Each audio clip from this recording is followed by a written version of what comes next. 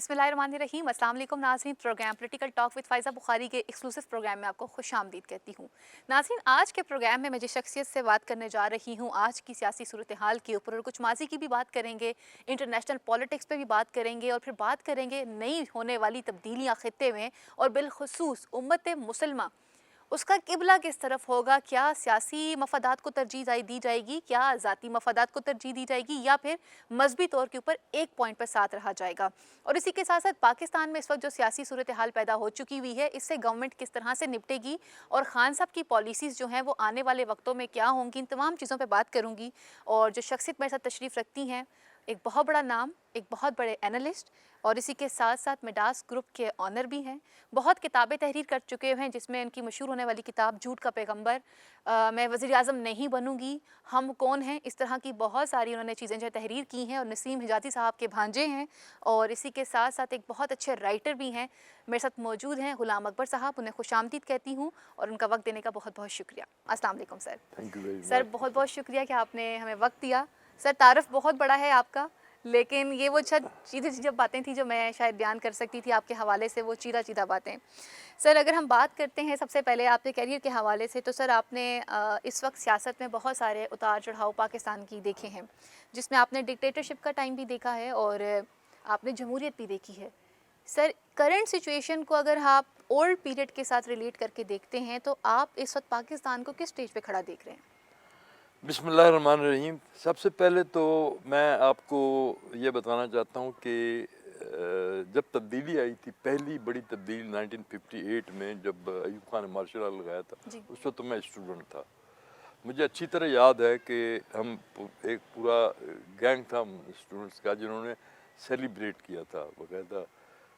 इसे इनकलाब का नाम दिया था कि चेंज आई है। एक्चुअली एक बड़ा मशहूर मैं समझता हूँ कि प्रॉवर्ब है कि second marriage is Triumph of hope over experience. ये सियासत के बारे में कहा जाता है कि लोग जो है वो जब हालात से तंग आ जाते हैं तो हमेशा उनकी तमन्ना होती है कोई तब्दीली आए, शायद वो बेहतर हो। तो हमने उस इनकलाब को जो चेंज थी वेलकम किया। लेकिन जब मैं उसके बाद बहुत जल्द मैं एक अखबार का एडिटर, मैं बहुत यंग एज में मैंने राइज़ किया है प्रोफेशन में। मैं आपको ये बताना चाहता हूँ, कोहिस्तान पाकिस्तान का दूसरा बड़ा अखबार था उस ज़माने में। When I became it's editor, वो नसीम हिजाज़ी चीफ एडिटर थे। उसके एक बड़ी वजह ये भी थी मेरे वहाँ जाने की। तो उस ज़माने में हम अयूब खां, तब तक अयूब खां से लोग डिसइल्यूजन हो चुके थे।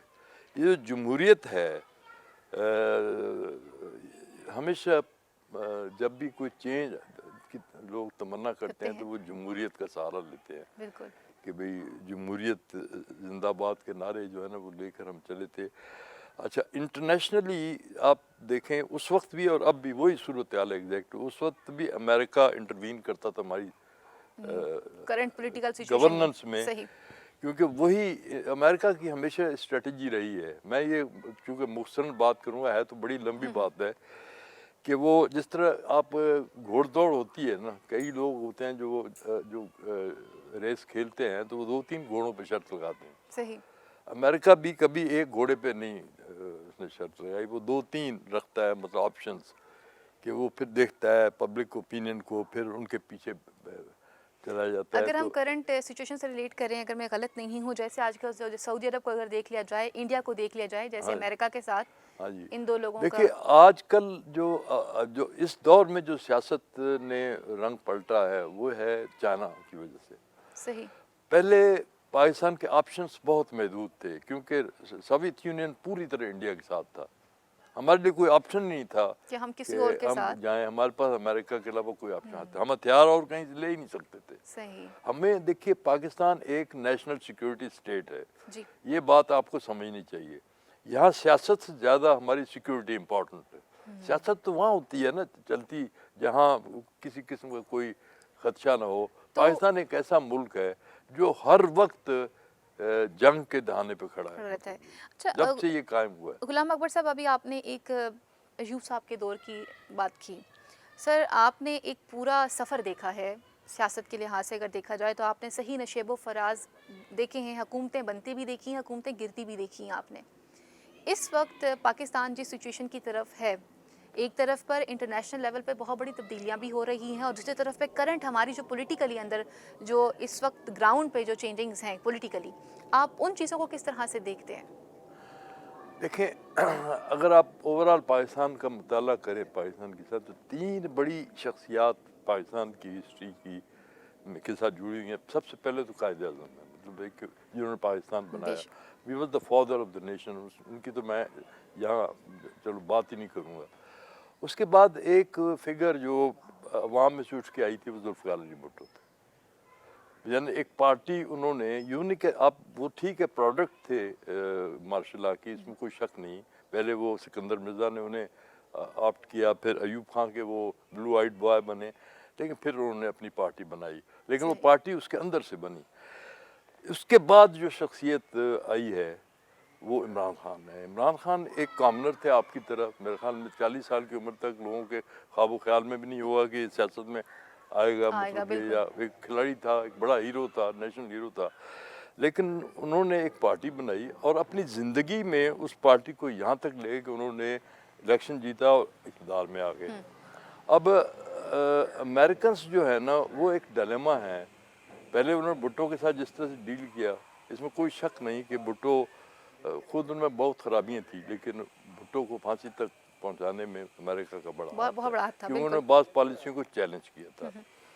یہ صورتحال اب بھی ہے. آپ سمجھتے ہیں بھٹو صاحب کو ان پالیسیز کو چیلنج نہیں کرنا چاہیے تھا؟ نہیں، کیوں نہیں کرنا چاہیے تھا؟ He was a national. دیکھیں نا، انہوں نے اپنے ان بھٹو میں ایک چیز تھی، ڈریم تھا کہ میں تاریخ میں اپنا مقام بناؤں. شاید وہ عوامی لیڈر اس سینس میں نہیں تھے، کیونکہ وہ جس طبقے سے آئے تھے اس میں عوامی لیڈر بہت کم پیدا ہوتے ہیں. لیکن چونکہ بریلینٹ تھے، انہوں نے وقت کی ضرورت کے مطابق وہ پالیسیز اڈاپٹ کی اور وہ عوام کے ہیرو بن گئے. اس میں کوئی شک نہیں ہے کہ اور آج تک وہی ہم دیکھ رہے ہیں کہ پیپلز پارٹی وہی نعرہ لگاتی ہے، جی بھٹو کا اب وہ ایک شخصیت جو ہے نا اس کا، یعنی جس طرح سے قائد اعظم کی مسلم لیگ کو کیش کرتے ہیں اب تک جتنے بھی جاگیردار کرتے آئے ہیں، تو پیپلز پارٹی سیم وہی کر رہی ہے. پیپلز پارٹی بھٹو کو کیش کر رہی ہے. صحیح. اچھا سر، ایک سوال پوچھنا چاہوں گی جو ذرا گفتگو سے ہٹ کر ہے. آپ نے بہت ساری کتابیں لکھی ہیں جس میں آپ نے جھوٹ کا پیغمبر بھی لکھا، پھر آپ نے میں وزیر اعظم نہیں بنوں گی، اور اس طرح کی بہت ساری تحریریں آپ نے کی ہیں. سر ایک سوال جہاں پر جو میں آپ سے خود بذات خود پوچھنا چاہوں گی کہ یہ ایسی کیا خاص وجہ تھی کہ ہر دور میں خواہ وہ آمریت ہو خواہ وہ جمہوریت ہو، آپ ایوان کا ایک خاص حصہ رہے ہیں، خواہ وہ مسلم لیگ نون کا دور ہے یا پاکستان پیپلز پارٹی کا دور ہے یا پھر تحریک انصاف کا دور؟ میں آپ نے بہت اچھا سوال کیا ہے. یہ میرا بدقسمتی کہہ لیجئے یا یوں کہہ لیجئے کہ میں اپنے ساتھ بہت سنسیئر تھا اپنی ذات کے ساتھ، جی، کہ میں کبھی یعنی مطلب ایوب خان کے دور میں ان کے خلاف ہو گیا جمہوریت کے پلیٹ فارم پہ کہ عوام کی حکومت ہونی چاہیے.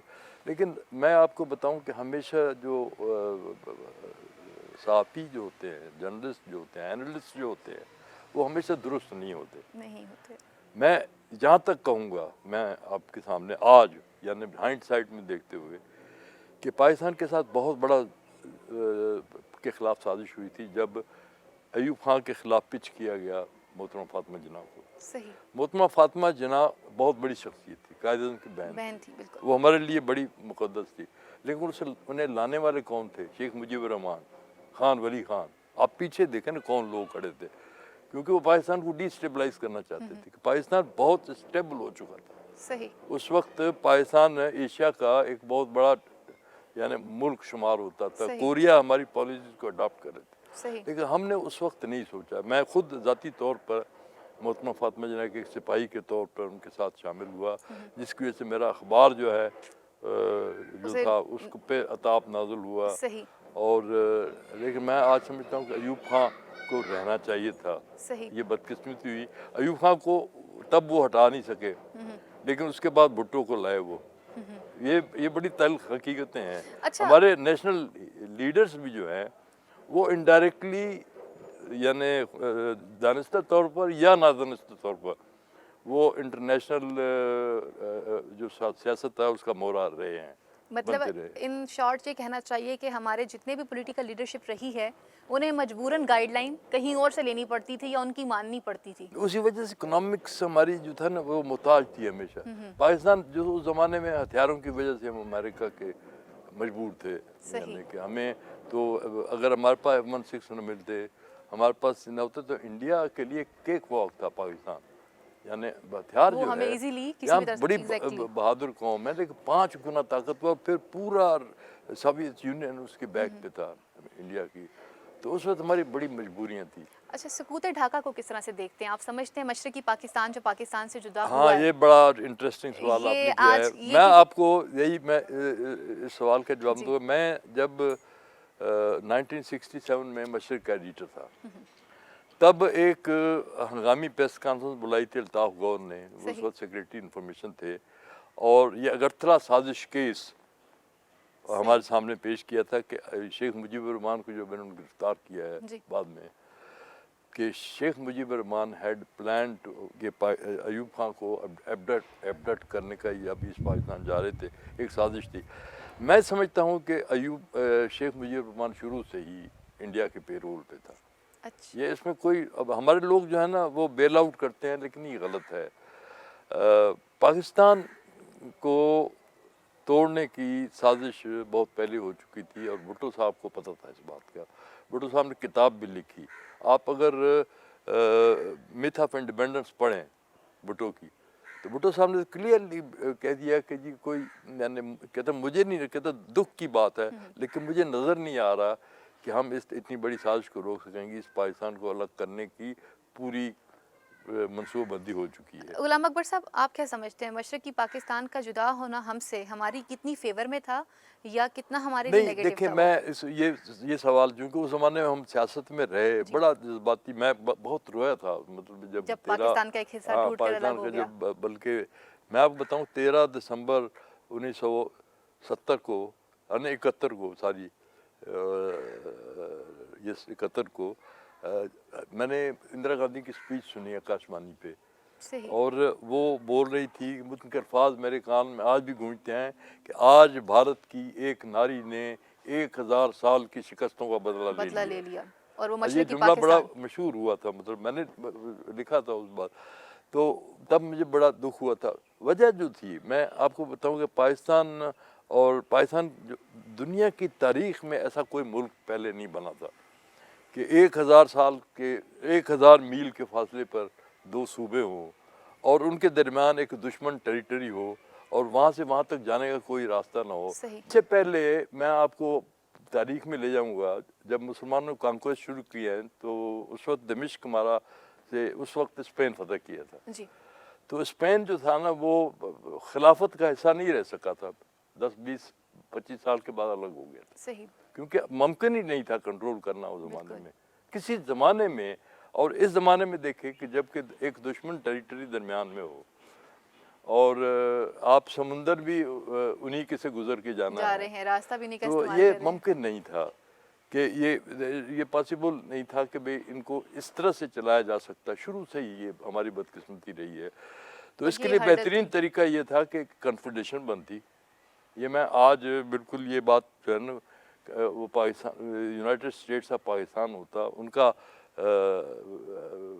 اپنا صوبہ, ان کے اپنے وزیر اعظم ہوتا, لیکن صدر ایک ہوتا, جھنڈا ایک ہوتا. صحیح.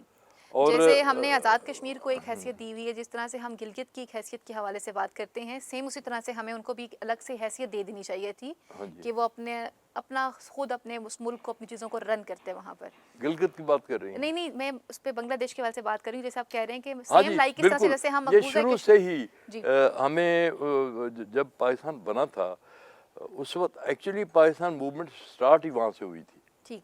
یہ ہماری ایک تاریخی حیثیت ہے. اگر ڈائریکٹ ایکشن سہروردی کا نہ ہوتا تو پاکستان کو بڑی مشکل سے پاکستان کے لیے راستہ ہموار ہوتا. تو بہرحال یہ تو ایک قدرت کا فیصلہ تھا. میں سمجھتا ہوں کہ اس میں ہم کچھ نہیں کر سکتے تھے. اور یہ الزامات لگانا جو ہے نا, یہ کہ جی بھٹو نے توڑا یا فوج نے توڑا یا کس نے توڑا, ایکچولی یہ انڈیا نے توڑا, اور انڈیا اسے توڑنے کی پوزیشن میں تھا, کیونکہ اسے انٹرنیشنل اسٹیبلشمنٹ کی حمایت حاصل تھی. اور ان کو ایک مہرہ مل گیا تھا مجیب الرحمان کو آپ کسی طریقے سے بھی ابزارو نہیں کر سکتے اس رسپانسبلٹی۔ چلیں اب ہم آتے ہیں اپنی کچھ کرنٹ سچویشن کی طرف۔ اب ہم کچھ بات کرتے ہیں مولانا فضل الرحمان صاحب کی، میاں محمد نواز شریف صاحب کی بات کرتی ہوں، پاکستان کے ایکس پرائم منسٹر بھی رہے، اداروں کو جس طرح سے تنقید کیا گیا، پی ڈی ایم کے اجلاس کو کس طرح سے دیکھتے ہیں، پھر آپ ان کے جلسوں کو کس طرح سے دیکھتے ہیں کہ وہ جماعتیں جو کبھی ماضی میں ایک دوسرے کے دشمن ہوا کرتے تھے، ہم میاں محمد نواز شریف کی بہت ساری گفتگو اس طرح کی موجود ہے جو محترمہ کے بارے میں وہ استعمال کیا کرتے تھے، اور اسی طرح سے پیپلز پارٹی بھی جو تھی وہ کبھی بھی ایک نظریاتی پارٹی ہو کے کبھی بھی نون لیگ کے ساتھ نہیں آنا چاہتی تھی۔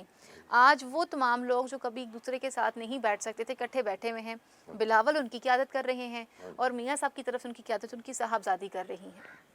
دیکھیے یہ سبجیکٹ بڑا، اس میں تین بڑے، یہ جو پی ڈی ایم ہے نا، اس میں تین ایلیمنٹس بڑے امپورٹنٹ ہیں، ایک تو مسلم لیگ نون، دوسری پیپلز پارٹی اور تیسرے مولانا فضل الرحمان۔ اب آپ دیکھ لیجئے کہ پیپلز پارٹی جو ہے وہ اس کی شمولیت وہ مفادات کی وجہ سے ہے کہ وہ کسی نہ کسی قیمت پر زرداری صاحب کیونکہ ٹارگیٹ ہیں بہت بڑے کرپشن کے حوالے سے، تو وہ بحالت مجبوری ادھر گئے ہیں، یہ وہ این آر او لینے کے لیے کسی صورت میں۔ یہ بالکل عمران خان ٹھیک کہتے ہیں کہ میں این آر او نہیں دوں گا، لیکن جہاں تک نون لیگ کا تعلق، میں شروع سے ہی دیکھیں میں کیوں میرا میاں نواز شریف کے ساتھ ذاتی تعلق تھا، ہم تحریک استقلال میں اکٹھے تھے، نیشنل ورکنگ کمیٹی میں ہم نے اکٹھے کام کیا، اور جب وہ انہوں نے پہلا الیکشن جو تھا نا وہ اس کے لیے مجھے منتخب کیا کہ میں ان کا ایڈورٹائزنگ میں نے انہیں بہت سپورٹ کیا تھا، لیکن میں نے جب انہیں قریب سے دیکھا تو میں ابن خلدون کا ایک بڑا مشہور، مطلب ابن خلدون کی تو پوری فلسفی اس بات پہ ہے، آپ مقدمے پڑھیں کہ جس مملکت میں تاجر جو ہے اس کے پاس سیاسی اقتدار آ جائے وہ تباہ و برباد ہو جاتی ہے، وہ فیصلے اسی طرح سے کرتے ہاں، اس وجہ سے کہ تاجر جو ہوتا ہے اس کا بنیادی نفع نقصان پہ چلتا ہے، اس کا پورا محور جو ہوتا ہے اپنا بزنس ہوتا ہے، اپنا کاروبار ہوتا ہے۔ اچھا، میاں نواز شریف نے فوراً ہی جب وہ اقتدار میں آئے تو انہوں نے انڈیا کے ساتھ، دیکھیے ان کے تعلقات جو ہے نا یہ جندال وغیرہ کے ساتھ بہت پرانی، جب وہ پرویز مشرف کے جانے کے بعد، بلکہ اسی زمانے میں یہ لاہور بس کا بڑا چرچا چلا تھا، واجپئی جب آئے تھے، یہ بھی ان کا یہ تھا کہ کشمیر کو وہ کارپوریٹ میں ڈال کے انڈیا کے ساتھ تعلقات بنا کے، اور امن کی آشا بھی انہوں نے ایک بڑی، ان کا ایک ڈریم تھا کہ میں بھی ٹاٹا کی طرح، برلا کی طرح ایک بڑا انڈسٹریلسٹ بنوں، تو وہ اسی پر قائم ہیں۔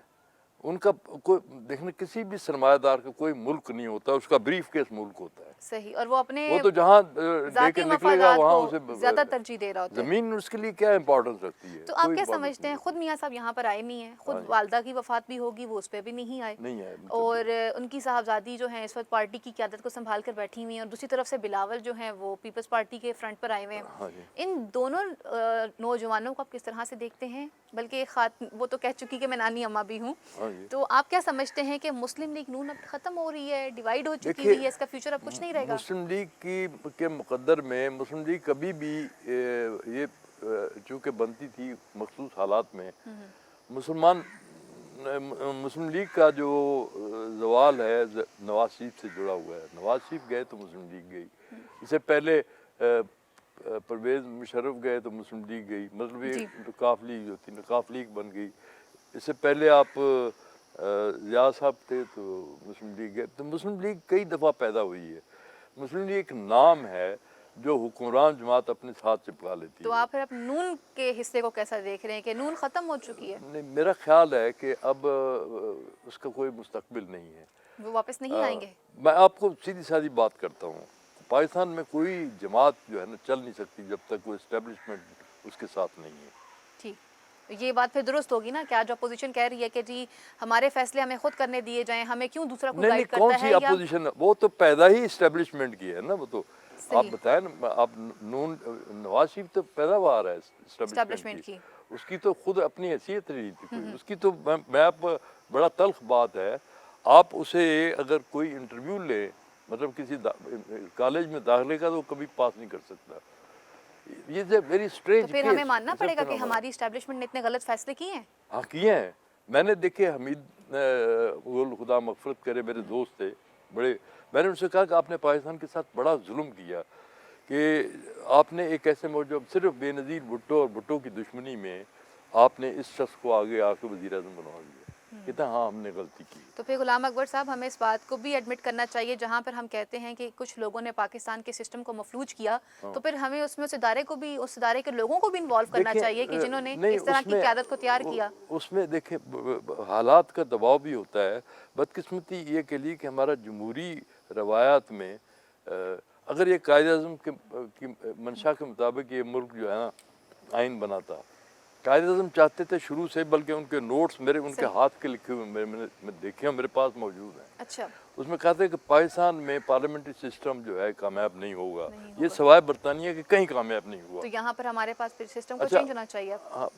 ہمارا سسٹم جو تھا وہ ہونا چاہیے تھا جس میں لیڈر جو ہے وہ ڈائریکٹلی عوام کے ووٹوں سے منتخب ہو کے آتا. ٹھیک ہو گیا. دیکھیں آج تک پاکستان, ہم تو کہتے ہیں نا جمہوریت ہے, آج تک پاکستان میں جو اس کا چیف ایگزیکٹو ہے وہ صدر ہو, وزیر اعظم کوئی ہو, مطلب اس کا کوئی نام رکھ لیں, امیر المومنین رکھ لیں, وہ ڈائریکٹ عوام کے ووٹ سے نہیں آیا, وہ انڈائریکٹ آیا ہے. اسے اسمبلی نے چنا ہے, صحیح, یا اسے بیسک ڈیموکریٹس نے چنا, وہ کبھی بھی ڈائریکٹ ووٹ سے نہیں آیا. تو یہ ہماری بدقسمتی رہی ہے, ہمیں جمہوریت ملی نہیں ہے. جمہوریت ایکچولی اس شخص کا نام ہے جو حکومت چلاتا ہے 5 سال کے لیے یا 4 سال کے لیے. یہاں پر وقت ہوا چلتا ہے ایک مختصر سی بریک کا, بریک کے بعد واپس آئیں گے. ہم جمہوریت کے حوالے سے بات کرتے ہیں تو پھر عمران خان صاحب کے لیے بہت بڑا سوال یہاں پر یہ رہ جاتا ہے کہ خان صاحب نے بہت امیدیں دلائی تھی, اس وقت سسٹم کو آگے لے کر چلنا خان صاحب کے لیے کتنا مشکل ہے, یا خان صاحب اس میں کتنا کامیاب ہوں گے. غلام اکبر صاحب ان کے ساتھ بہت قریبی ساتھیوں میں شامل ہیں, تو یہ کس طرح سے دیکھتے ہیں اور خان صاحب کی کس پالیسی کو اچھا سمجھتے ہیں, یہ سب جانیں گے ایک بریک کے بعد.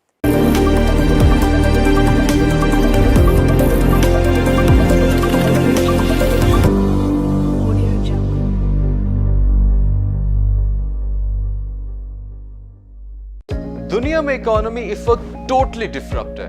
کہیں مارکیٹ شیئر کی جنگ ہے, کہیں پرائسز کی. کوئی ویلیوز کریٹ کر رہا ہے اور کوئی سپلائی چین سٹرونگ کر رہا ہے. اس لیے گلوبلی ایکوٹیز, کموڈیٹیز اور پریشیس میٹلز وولیٹائل ہیں. پاکستان خود انٹرنل اور ایکسٹرنل فرنٹس کے اکنامک چیلنجز کو کاؤنٹر کر رہا ہے. کیا کر پائے گا؟ اور اتنے رسکی انوائرمنٹ کا امپیکٹ ہمارے بزنسز پہ کیا ہوگا؟ ان تمام اہم امور کو ہم سمارٹلی ڈسکس کریں گے اپنے program business news daily with Ahsan Iqbal میں. So watch us Monday through Friday only on Talent News. Pakistan میں آن لائن بزنس کا کیا ہے اسکوپ؟ پاکستان ایک ڈیجیٹل کنٹری بن رہا ہے. پاکستان میں ڈیجیٹل امپروومنٹس کیسے ہو رہی ہیں؟ ہم ڈیجیٹل پاکستان میں آپ کی ملاقات کروائیں گے پاکستان کے مشہور آئی ٹی ایکسپرٹ سے, جو کہ دیں گے آپ کے سوالات کے جوابات. دیکھتے رہیے ٹیلنٹ نیوز.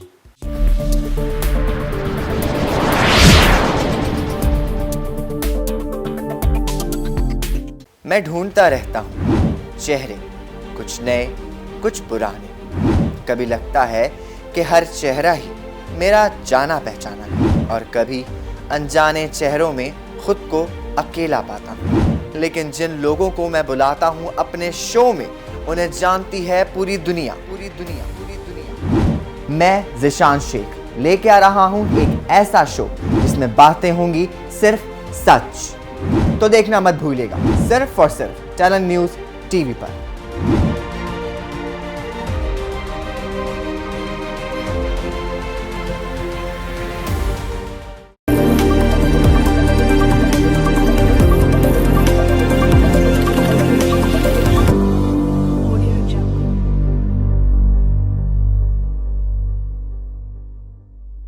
ویلکم بیک ناظرین. پروگرام میں دوبارہ سے خوش آمدید کہتی ہوں. غلام اکبر صاحب میرے ساتھ موجود ہیں, جن سے میں نے جانا کچھ ماضی میں جا کر کچھ باتوں کو جاننے کی کوشش کی. گو کہ وقت بہت مختصر ہے, لیکن اس کے باوجود آئی ٹرائی مائی بیسٹ کہ ہم ان کچھ سوالات کے اوپر سے بھی پردہ اٹھائیں کہ جو سوالات انتہائی تلخ حقیقت اپنے ساتھ رکھتے ہیں, اور جس پہ شاید ہم بات نہیں کرنا چاہتے, یا بات کرتے ہیں تو اپنے الفاظ کو دبا لیتے ہیں. اب ہم بات کر رہے تھے کچھ پاکستان کی کرنٹ سچویشن کے حوالے سے. غلام اکبر صاحب, ایک طرف آپ نے بتا دیا کہ مسلم لیگ کئی بنی اور بنتی رہی ہیں, اور میاں محمد نواز شریف واپس نہیں آئیں گے, اور میاں محمد نواز شریف صاحب کے ساتھ ہی مسلم لیگ نون کا وجود ہے. تو مریم کو کدھر دیکھتے ہیں آپ پھر؟ دیکھیں مریم کو ادھر ہی دیکھتا ہوں جدھر بلاول کو دیکھتا ہوں. مطلب یہ جانشین ہے نا خاندان. یہ آپ اسی کہیے کہ ڈائنیسٹی ہے, تو ڈائنیسٹی کا تو دور ختم ہو چکا نا. اب مریم کے خلاف تو خود اس کا اپنا خاندان ہوگا.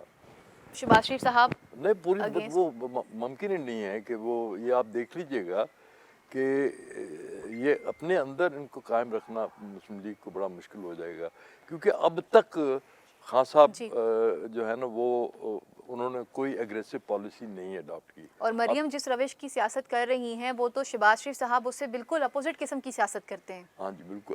نہیں میں آپ کو ایک چیز دیکھیں کہ اب تک جو مقابلہ نون لیگ کا ہے وہ نیب سے ہے. اب نیب جو ہے نا ایک بہرحال یہ جتنے بھی کیسز تھے نا وہ سارے پہلے کے بنے ہوئے ہیں. ان کا عمران خان سے کوئی تعلق. عمران خان نے کون سا کیس بنایا؟ صحیح, مجھے آپ بتا دیں ایک کیس بنایا جو کیسز, یہ تو وہ کیسز ہیں جو کچھ جو زرداری صاحب نے پہلے کی اور کچھ میاں محمد نواز شریف صاحب کے دور تھے. وہ بالکل بھگت رہے ہیں. ابھی تو خان صاحب سے ان کی جنگ ہونی ہے. مطلب اگر ہوئی تو آپ دیکھ لیجیے گا, خان صاحب از اے فائٹر. میں آپ کو ایک بات بتاؤں کہ جب انہوں نے حکومت لی تھی اس وقت پاکستان کی در حقیقت حالت ایسی تھی کہ آپ ایک مریض جو ہوتا ہے نا, جو تمام ڈاکٹروں سے گزرنے کے بعد اسٹیج پہ پہنچ, پھر بدقسمتی یہ ہوئی کہ ڈائریکٹلی ٹرانسفر آف پاور نہیں ہوئی, درمیان میں شاہد خاقان عباسی آ گئے. وہ جتنا بھی ملک کو تباہ کر سکتے تھے وہ کر دیا انہوں نے ایک بجٹ ایسا دیا مفلوج بنا کر, مطلب یہ کہ ان گورنبل بنا دیا. ان کا مقصد یہ تھا کہ پاکستان کو آئندہ کوئی حکومت گورن نہ کر سکے, ان گورنبل بن جائے, یعنی جس ملک کو چلا ہی نہ جا سکے. یہ سب سے بڑا چیلنج تھا خان صاحب کا جب وہ آئے.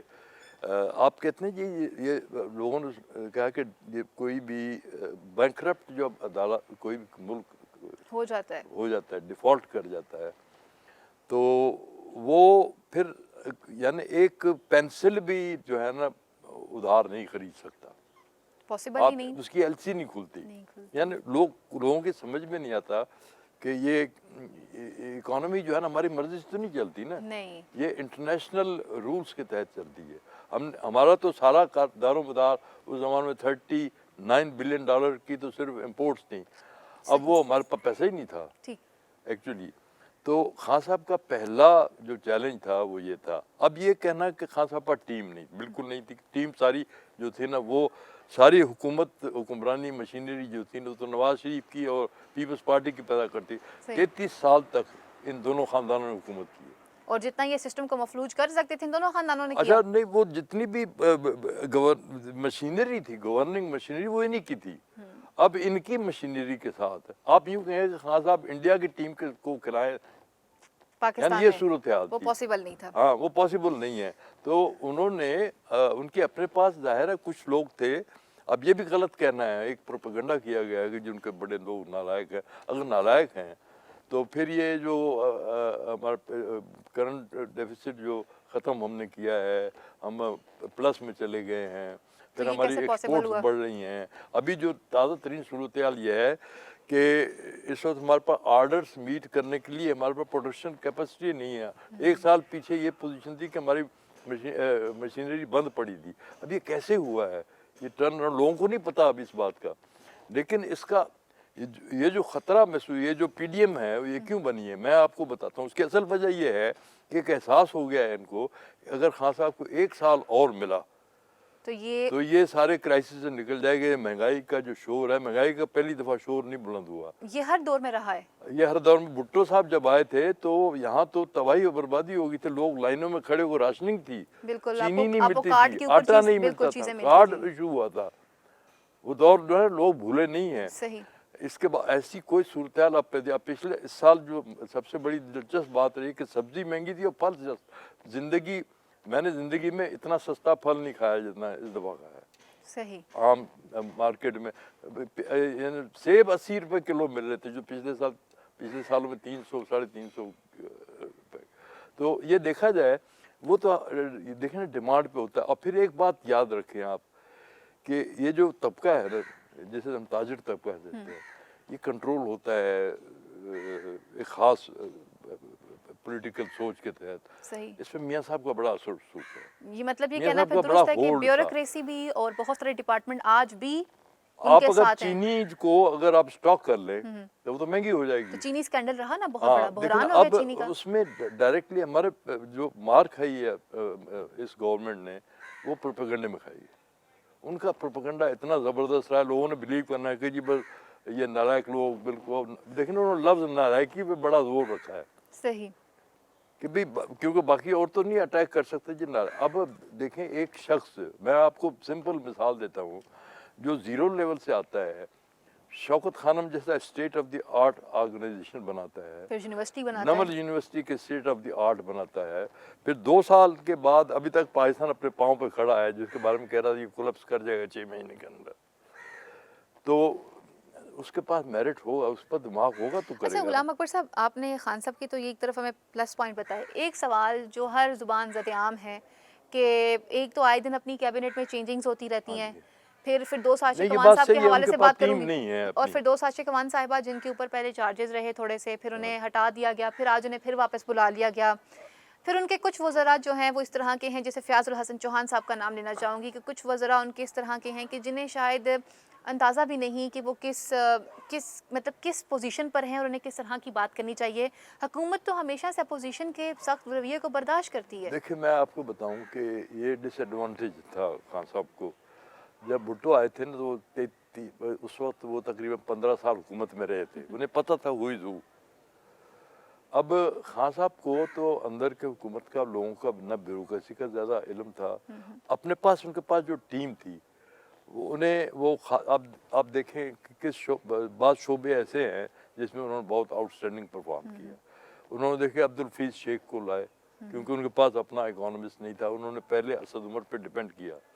अब कुछ गलतियां होती हैं, आप देखें कोई भी शख्स दुनिया में गलतियों से मुबर्रा नहीं होता।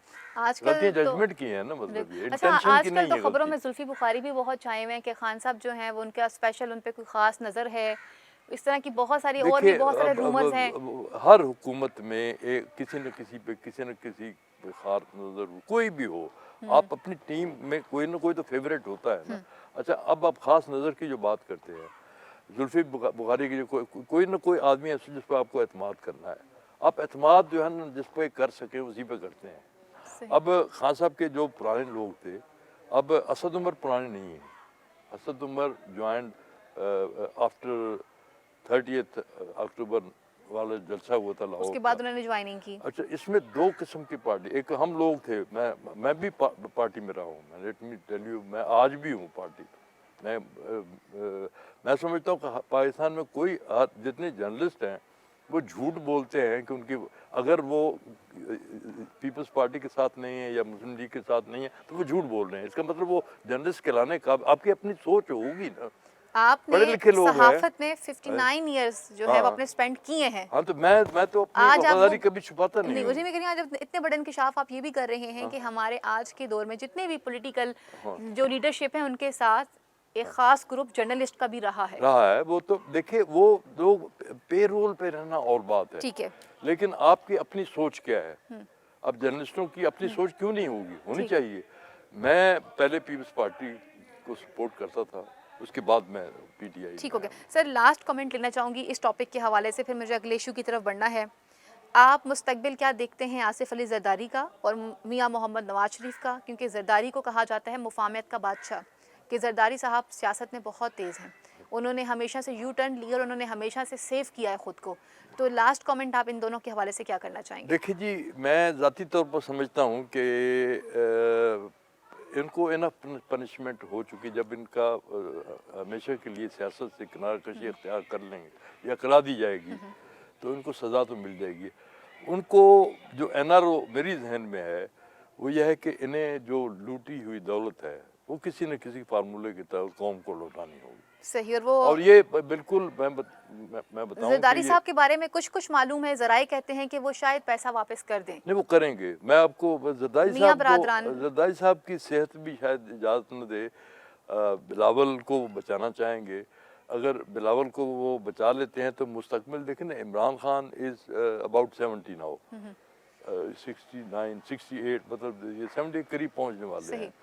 अब गिव हिम अनदर 7 years, मतलब ये कि अभी 2 साल, ये 5 साल और 7 साल दे लें, उसके बाद तो وہ غالباً اس پوزیشن میں نہیں ہوں گے کہ دوبارہ الیکشن. تو ہمیں پھر زرداری صاحب جو ہیں وہ اچھا اب مستقبل جو ہے وہ ینگر لاٹ سے آئے گا. ابھی تک ہمارے سامنے نیا فیس کوئی نہیں پاکستان ہے. کے مستقبل کا کوئی آدمی نظر نہیں آ رہا ٹھیک ہو گیا. سوائے بلاول ایک جو ہے نا, اگر وہ سروائیو کر گئے تو پھر آن ایک دا نیا بیسس آف قابلیت کی بنیاد پر نہیں, صحیح. لیکن اپنی ڈائنیسٹی کی بنیاد. اس کی ماں بے نظیر بھٹو تھی. میں بے نظیر کو ذوالفقار علی بھٹو سے بڑی شخصیت مانتا ہوں.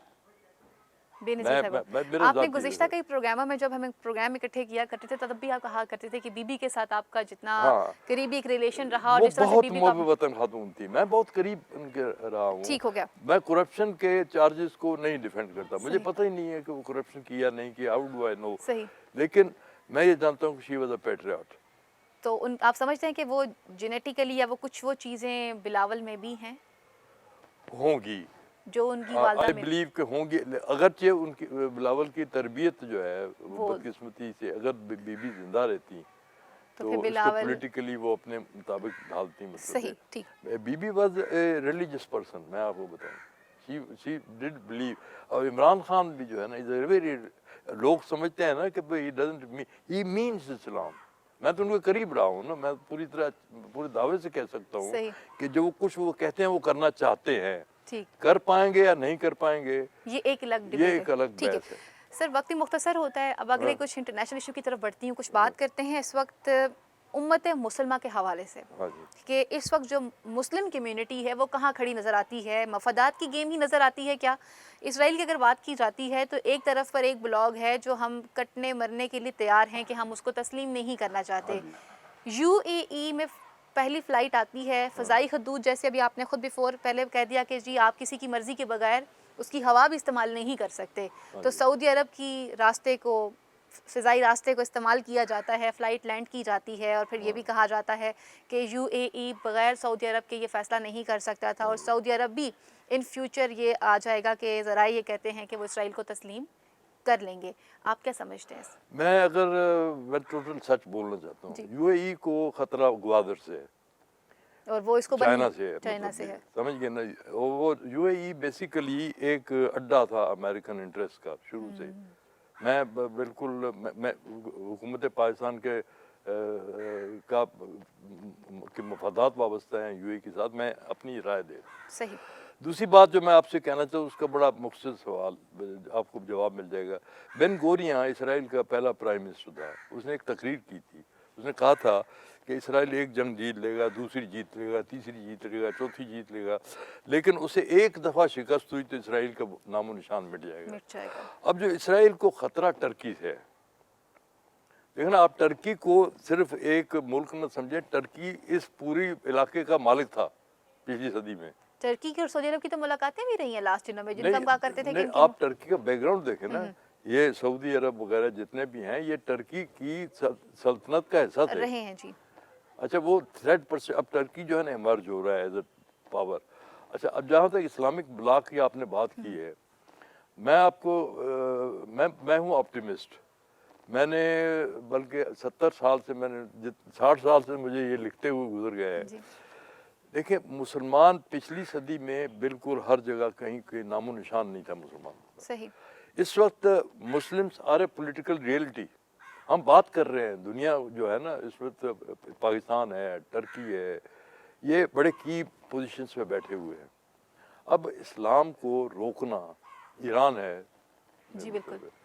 سعودی عرب بذات خود, سعودی عرب دیکھیں نا ایک چینج کی طرف آ رہا ہے, مطلب وہاں چینجنگز ہوئی بھی ہیں. نہیں, اور بھی آگے چل کے پتہ نہیں کیا ہو, مطلب میں نہیں کچھ کہہ سکتا کیونکہ مجھے کہنا نہیں چاہیے کہ ہمارا بڑا سینسٹیو رشتہ ہے, لیکن دنیا بڑی تیزی سے تبدیل ہو رہی ہے.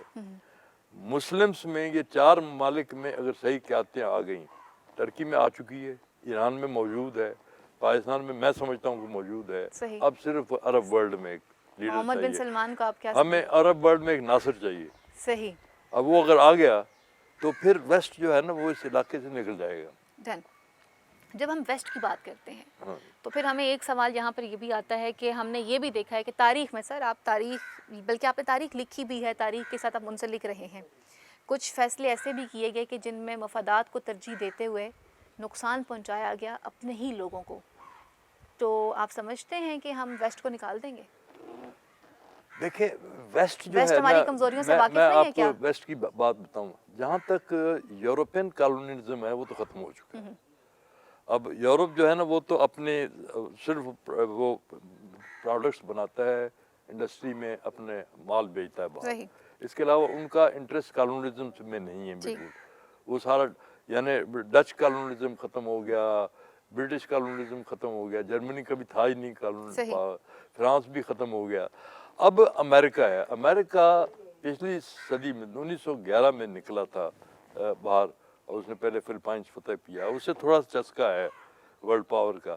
لیکن چائنا کے رائز کے بعد اور رشیا کی ایمرجنس کے ساتھ، رشیا جو سوویت یونین ختم ہو گیا، رشیا ایمرج ہوا ہے. رشیا ایک بڑی طاقت ہے. اب اگر دنیا میں امریکہ، چائنا، رشیا، یہ تین بڑی طاقتیں ہیں. اب یورپ جو ہے نا وہ تو اس میں ریس میں ہے نہیں.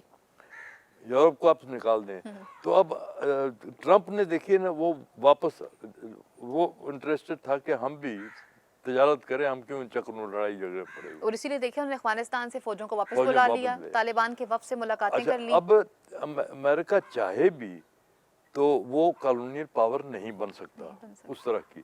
اب انہوں نے سعودی عرب جو ہے نا، ارامکو سعودی عرب کے ساتھ اس کا تعلق انرجی کنٹرول کرتا ہے. صحیح. اچھا سعودی عرب کی سیاست پہ امریکہ کیوں قابض رہنا چاہتا ہے کہ وہ چائنا کو انرجی نہ ملے.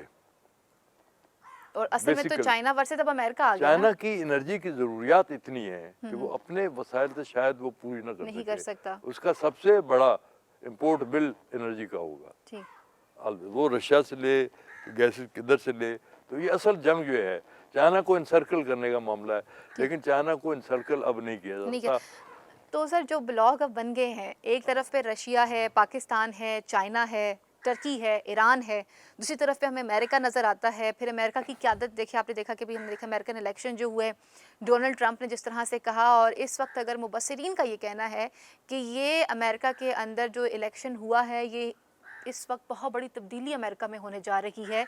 دونوں ہی لوگوں نے ووٹ بڑے قریب قریب حاصل کیے ہیں اور سسٹم کو وہ بھی چیلنج کر رہے ہیں. امریکہ کمزور ہو جائے گا اور ہمارا نئے بلاک کے ساتھ سروائیو کرنا، یا ہم اسے ووٹ کر سکتے ہیں؟ انٹرنیشنل پریشر تو بہت ہے. میں آپ کو اس کو صرف فیکٹس اینڈ فگرز سے مختصراً جواب دیتا ہوں. ایک تو یہ کہ ایک دفعہ میرے ایک چائنیز سفیر تھا جسے اردو بہت اچھی بولتا تھا، میری اس کے ساتھ دوستی، مطلب ملتے رہتے تھے ہم کبھی کبھی. تو ہم اس زمانے میں پریشان تھے، کوئی وجہ تھا، کرائسس تھا کہ ہمارا ملک کیا بنے گا. تو اس نے کہا تھا کہ دو we are not a power, ہم بڑی طاقت نہیں ہے، لیکن پاکستان کے وجود کے ساتھ ہماری بقا وابستہ ہے. ہم نے پاکستان پہ بڑی انویسٹمنٹ کی ہے، ہم اسے ڈوبنے نہیں دیں گے.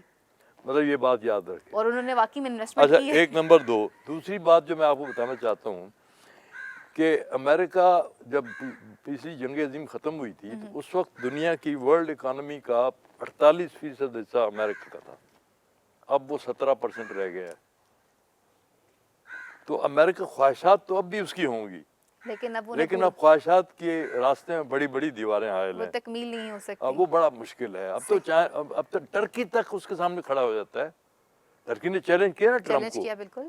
ایران کتنی دفعہ کر چکا ہے ٹرکی کے مقابلے میں، ایران نے اتنی دفعہ چیلنج کیا. اب آنے والی دنیا میں کیا ہوگا؟ اب امریکہ کبھی بھی کالونیل اس زمان میں امپیریل پاور کے طور پر نہیں چل سکتا. اسے سمجھوتے کرنے پڑیں گے، اسے لوکل لیڈرشپ کے ساتھ سمجھوتے کرنے پڑیں گے، اسے ایران کے ساتھ سمجھوتا کرنا پڑے گا، جو کبھی گائیڈ کیا کرتا تھا، جو آپ کبھی دیکھ جنگ لیے کیا گا کرتا تھا. کہ ایران کے ساتھ سمجھوتا کرنا پڑے گا. صحیح. اچھا جو بائیڈن کو کس طرح سے دیکھتے ہیں، مجھے کلوزنگ کی طرف ہی بڑھنا ہے. جو بائیڈن کی شخصیت کو کس طرح سے دیکھتے ہیں؟ ٹرمپ نے فوجوں کا انخلا کروایا تھا، جیسے آپ نے خود بھی کہا کہ اس کا فوکس بزنس کی طرف تھا. جو بائیڈن کی شخصیت کس طرح سے دنیا میں دوبارہ سے جنگیں چھڑ جائیں گی؟ کرونا بھی تو سامنے ہے نا، کرونا سے بھی تو لڑنا ہے. دیکھیں جو بائیڈن جو ہے نا، بیسیکلی آپ اوباما کی سیاست کو دیکھیں نا، اوباما کا آدمی تھا نا، یہ اسی ٹیم کا حصہ ہے. اوباما نے اس کو بڑا وارم ویلکم کیا، اوباما نے اس کے لیے کیمپین لڑی ہے. بالکل.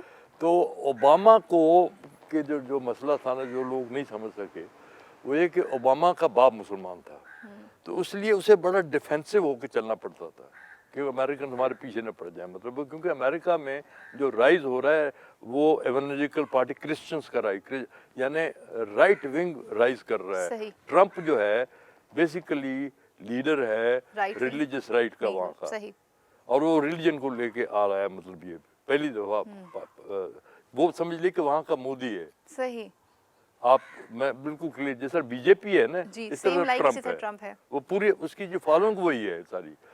तो अब वो जो है ना, ओबामा को उन लोगों से मुकाबला था, तो ओबामा जो है ना, ओबामा जंग नहीं चाहता था, ये मैं बताऊं, लेकिन वो आस्ते आस्ते रिट्रीट की पॉलिसी उसी ने इख्तियार की थी, लेकिन ग्रेजुअली, क्योंकि उस वक्त अमेरिका का ख्याल था कि शायद हम जंग जीत जाए। ये अमेरिका की तीसरी बड़ी शिकस्त है। अमेरिका वियतनाम में हारा, उससे पहले कोरिया में हारा था, सही और अब वो यहाँ हारी है, सही यानी अफगानिस्तान में। मैं वो अफगानिस्तान में से उसे वापस जा किसने रहा है। हराया? पाकिस्तान ने। और मैं उसको आपको ये पूरी दावे से ये बात कह रहा हूँ कि, और तालिबान के पीछे कौन था? मैं आई एम नॉट गवर्नमेंट, मैं तो एक अपनी बताएं कि तालिबान को के पीछे कौन था? तालिबान क्या अमेरिका के साथ मुकाबला कर सकते हैं? नहीं। बहरहाल, और as इसी simple as बात पे that. इसका जवाब है। सर लास्ट में सिर्फ इतना बता दें, ट्रम्प इजीली व्हाइट हाउस से चला जाएगा, शर्त उसने रखी है और कहा है जी जो इलेक्टोरल सिस्टम है उसके जरिए जो वोट काउंटिंग हुई है उसको सामने रखें, जो ट्रम्प बाइडेन उसको को- तस्लीम करे। ट्रम्प जो है वो बहुत वीक विकेट पे है। वो जब उसका ट्वीट करने का मूड होता है तो कोई भी ट्वीट कर देता है। ट्रम्प जा चुका है, वो उसने तो अभी सरेंडर कर दिया पूरी तरह सही। टोटलिटी में। ये देखें ना, उसे अपने ईगो फीडिंग के लिए कुछ बयानात देने पड़ेंगे। जो वो अभी उसको भी मेंटेन करने के लिए कर रहा है। आज पेंसिल्वेनिया की कोर्ट ने फाइनली उसे कह दिया कि जी इनफ इज इनफ, हम साइन कर रहे हैं, मतलब ये कि अब तुम हार चुके हुए हो। हाँ हार चुके हो। ठीक। मतलब वो तो पाकिस्तान के अवाम के लिए लास्ट में क्या मैसेज? आरिफ अलवी से आपने मुलाकात की है, प्रेसिडेंट ऑफ पाकिस्तान है, पाकिस्तान के लोगों के लिए कब रिलीफ आएगा? वो लोग जो इस उम्मीद पे बैठे हुए हैं कि खान साहब उन्हें बहुत जल्दी खुशखबरी सुनाने वाले हैं। मेरी मुलाकात इमरान खान से भी हुई है पिछले सही। दिनों में। इसी के साथ आरिफ अली से पहले, एक दिन जी। पहले मैं खान साहब से मिला था। वेरी खान साहब is very determined and very hopeful. और मुझे यकीन है, एक बात मैं बताऊं आपको, कि अगर किसी शख्स ने तजर्बे से सीखा है ज़िंदगी में तो वो इमरान खान वो है। इमरान खान है। ठीक, और he has learned a lot. सही। 2 साल में he has grown in the office. अब अगला इमरान खान जो होगा ना, वो बड़ा मजबूत वज़ीर आज़म और बड़ा होगा। मंजा हुआ होगा, सिस्टम पॉलिश कर बड़ा देगा। मजबूत और वज़ीर आगे भी आज़म। इमरान मैं खान है। मजबूत लफ्ज़ में, मजबूत वही होता है ठीक हो गया। जो गलत फैसले कम करता है। ठीक हो गया, गलत फैसले हो जाते हैं, आपका चॉइस गलत हो सकता है। सही। जब आप ऑप्शन ना हो तो फिर आप गलत फैसले हाँ, कर सकते गलत हैं। फैसले। सर प्रोग्राम का वक्त भी यहीं पर ख़त्म हुआ चलता है। बहुत बहुत शुक्रिया, आपने वक्त दिया। सवालात अभी भी बहुत सारे बाकी हैं, लेकिन होप फॉर द बेस्ट। जैसे गुलाम अकबर साहब ने कहा कि मुलाकात हुई और खान साहब काफ़ी सवाले से डिटरमिनेंट भी हैं और महंगाई के इशू पे काबू भी पा लेंगे, और इंशाल्लाह आने वाले जो दिन है वो पाकिस्तान के अवाम के लिए और हम सब के लिए बहुत अच्छे साबित होंगे। अगले प्रोग्राम तक के लिए अपनी मेज़बान फ़ाइज़ा बुखारी को इजाज़त दीजिए। अल्लाह नेगेबान। पाकिस्तान जिंदाबाद।